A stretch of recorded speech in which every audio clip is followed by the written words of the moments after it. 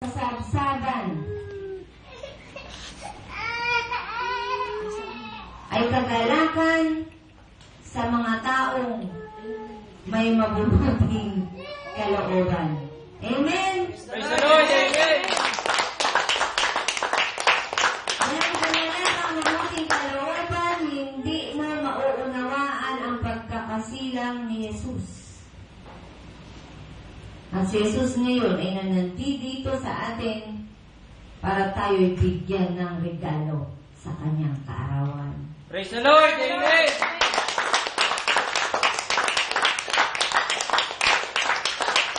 Yun nga ang aling kaisipan na ang regalo ay tuwing meron lamang Pasko o dumarating ang Pasko. Ang regalo ay walang limitasyon na nagmumula sa ating Diyos. Kapagkat anuman ang ating gawing mabuti, babalik yan sa atin. Ang Diyos ang magbabalik niyan. Amen? Praise the Lord! Amen!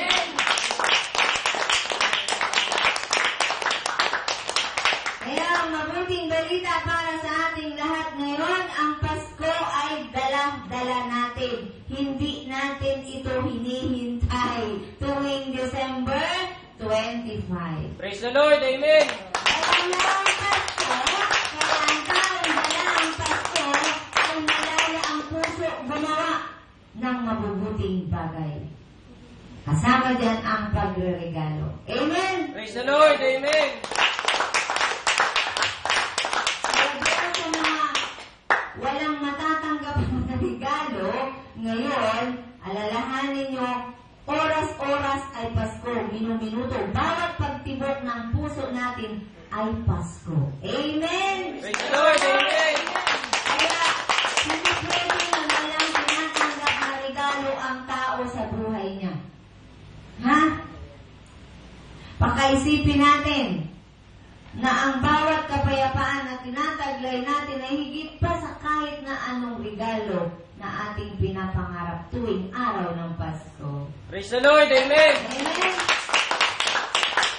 Kaya ang mensahe ng December 25 na Pasko ay ibibigay sa atin ng Diyos ngayon na magalak na tayo kapag hindi lamang tuwing December 25 ang Pasko sa buhay ng mga taong nakasumpong kay Yesu Kristo.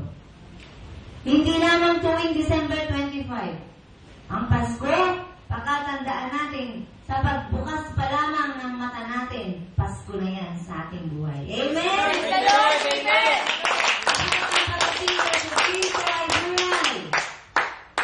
Kapag tayo nangamatay, nang nagkasala, si Eva at si Adan. Subalit hindi doon natapos ang ating kamatayan yan. Binigyan tayo muli ng buhay ng Diyos sa pagsilang ni Jesus sa sabsaban. Praise the Lord! Amen! Kaya mga bata, huwag niyong bigyan ng kalungkutan ng inyong nanay, maging ang tatay, sapagkat kayo hindi sa sabsaban isinilang. Amen? Kayo ay isinilang sa isang lugar na mayroong kagalakan ang nanay at tatay na makikita na ang kanilang anak na hinihintay. Amen? Praise the Lord! Amen! Si Maria at si Jose, tigib ng pananabik kay Jesus, subalit ang puso nila nandoon at nakikipaglaban sa kalungkutan na bakit ang isang hari na tagapagligtas ay sa sabsaban ipapanganak. Bakit? Bakit walang isang pinto na nagbukas? Pagkat hindi nila alam kung sino si Jesus. Kaya ngayon tayo nandito, buksan natin ang pintuan para papasukin si Jesus. Praise the Lord! Amen! Amen! Mga taong matanda, na si Jesus ay napakahalaga, palaging bukas ang pinto niyan. Ha? Pero teka, yung lingkod mahilig magsara ng pinto. Pero kung kakatok ka at may kailangan ka, mismo ang lingkod ang magbubukas sa iyo, napakapalad mo. Praise the Lord! Amen! Amen! Ano ibig kong sabihin sa inyo? Ang Diyos ay palaging bukas. Kaya wag na tayo magpabukas sa Diyos. Tayo na mismo ang magbukas para sa Diyos. Huwag na tayong magpapilit pa sa Diyos na buksan ang mga puso natin. Tayo na mismo ang magbukas niyan para sa Diyos. Praise the Lord. Amen. Maaaring hindi niyo pa natiliwanagan ang mga nagdaang panahon. Ang Pasko ay hindi lamang tuwing December 25. Ang Pasko ay sa oras na tinanggap mo na si Jesus sa iyong buhay. Yan ay Pasko bawat pagtibok ng puso mo. Praise the Lord. Amen.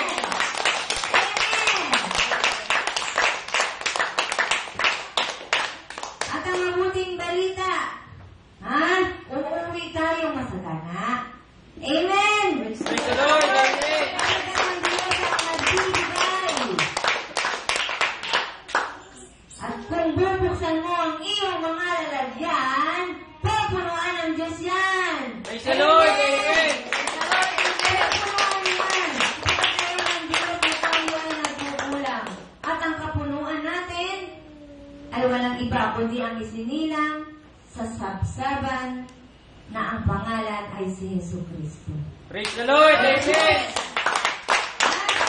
Nagsisimula siya sa sabsaban, siya ay nagtapos ng hininga sa pagiging tao sa krus.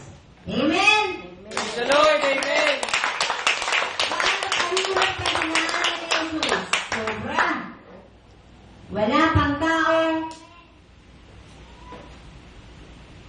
na pwedeng gumaya sa ginawa ni Jesus. Marami nagpapapako sa krus. Babanggitin ko yan, pero yan ay pangmahal na araw, binabanggit. Pero sasabihin ko sa inyo, na si Jesucristo ay ipinakita ang dapat nating sundan. Kaya wala tayong sasabihin, aray, bakit ganito? Bakit ganoon? Bakit puro bakit at bakit at bakit? Hanggang sa namatay, bakit pa rin? Ha?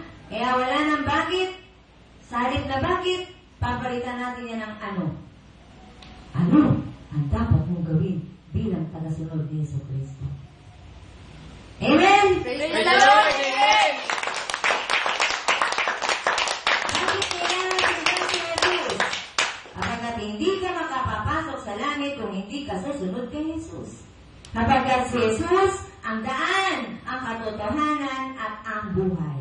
Praise the Lord. Amen. Kaya makalalating sa Ama kung hindi sa pamamagitan ni Jesus. Kaya napakahalaga nga na ang pagdiriwang tuwing December 25 na ating nakasanayan. Subalit ko lang nabanggit dito sa banal na kasulatan na eksaktong petsa ng kaniyang pagsilang. Ganoon pa man, sumunod na tayo sa ating nakaugalian. Na ang lahat ng Kristiyano, ipinagdiriwang ang kapanganakan ng ating tagapagligtas na si Jesus tuwing December 25. Kaya para sa ating lahat, maligayang Pasko. Walang tao! Maligayang Pasko! At maligayang karawan ni Panginoong Jesucristo! Praise the Lord. Amen. Hindi lang tanggap ng regalo. Bago ka tatanggap, batiin mo muna yung my birthday. Amen! Praise the Lord. Amen.